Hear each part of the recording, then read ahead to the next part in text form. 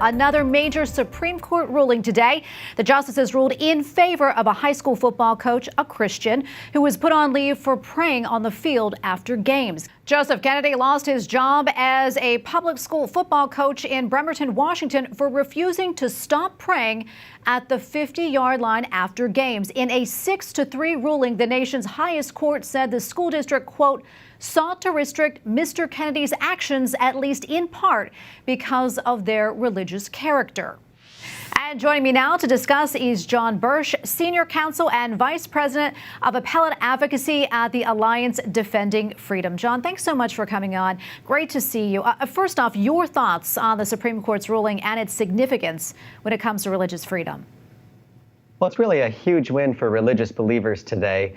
The court essentially held that you don't give up your right to be able to pray and engage in other religious conduct simply because you happen to be an employee of a public institution, such as a public school or another government entity.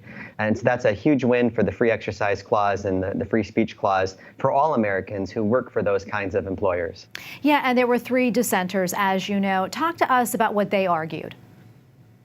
Well, they argued 2 things. One, they said that this would potentially allow students to be coerced by teachers who have religious beliefs. And based on what the majority opinion says, that the justices say flat out that's not true. There was no evidence of coercion in this case.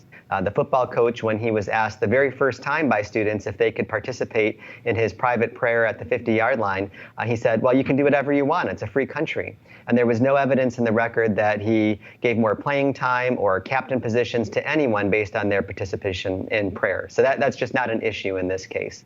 The other thing the dissenter said is that this erodes the separation between church and state. And again, that isn't true. What happened here is that the school erected a wall between church and state that the Constitution doesn't allow.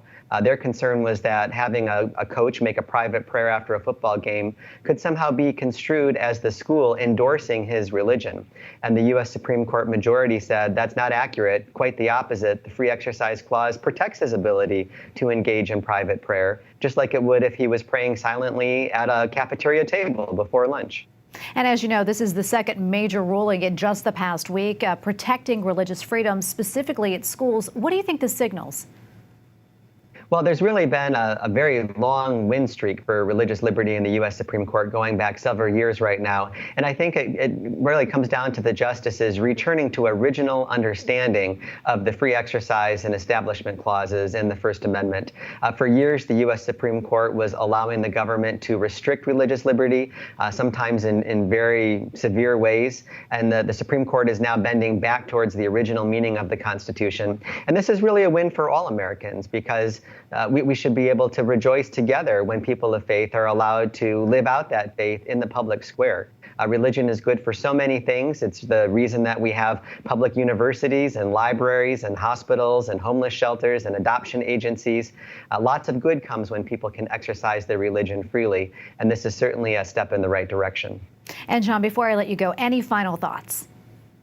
Well, one of the things the court emphasized in its opinion is that this is good for students as well as for teachers, because students should be able to handle diverse views, including religious views, when they attend schools. And that to do so is to encourage a tolerant and diverse society.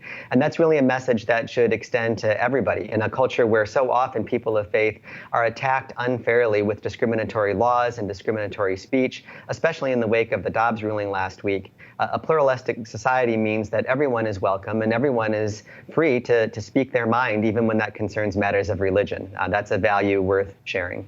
And John, thank you so much for your time today and for your analysis. We really appreciate it.